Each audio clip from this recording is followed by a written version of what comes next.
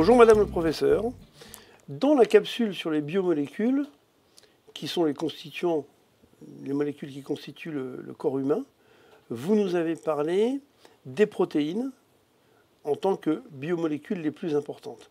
Et il est temps de nous en dire plus. Qu'est-ce que c'est qu'une protéine? Alors, une protéine ou les protéines, parce qu'il y en a beaucoup et il y en a plusieurs, c'est une biomolécule qui est constituée de molécules plus petites qu'on appelle des acides aminés. Et les protéines, comme je viens de le dire, elles sont très nombreuses. Dans le corps humain, il y en a à peu près 65 000. Elles ont des structures, des fonctions très variées et très différentes. Mais 65 000 catégories de sortes de molécules. Sortes de protéines, oui. Sortes de protéines. Mais en tout, il y a combien de protéines dans le corps? Dans le corps humain, ouais. Oh, c'est extrêmement difficile de le calculer. Souvenez-vous, 100 000 milliards de cellules, Oui.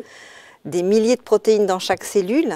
C'est difficile de donner un chiffre. Et ça veut dire, ça sert à quoi d'en avoir tant? À quoi elles servent les protéines? Alors les protéines, on peut les ranger en deux grandes catégories. La première catégorie, on va les appeler les protéines de structure. C'est les protéines qui constituent les cellules, qui constituent les organes, qui permettent de donner leur forme aux cellules, leur forme aux organes, leur rigidité. Par exemple, dans l'os, les cellules de l'os fabriquent une protéine qu'on appelle le collagène. Et le collagène, il agit comme l'armature du béton armé pour les maisons, pour les immeubles. Ça fait l'armature de l'os. Donc c'est ça qui donne sa forme et sa solidité à l'os.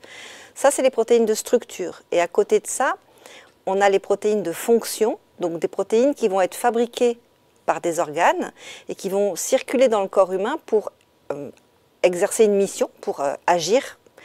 Par exemple, dans les protéines de fonction, on peut nommer les enzymes. Parmi les enzymes, pour donner un exemple, on fabrique tous de la lactase. C'est l'enzyme qui nous permet de digérer le lait. D'accord. Et donc on a des protéines sédentaires et des protéines nomades. Voilà.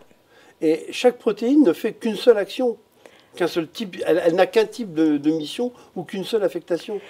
Alors la plupart des protéines n'ont qu'un seul rôle, qu'une seule fonction, mais il existe des protéines qui peuvent jouer plusieurs rôles. D'accord, alors ça je pense qu'on en parlera dans une autre capsule. Merci Madame le Professeur.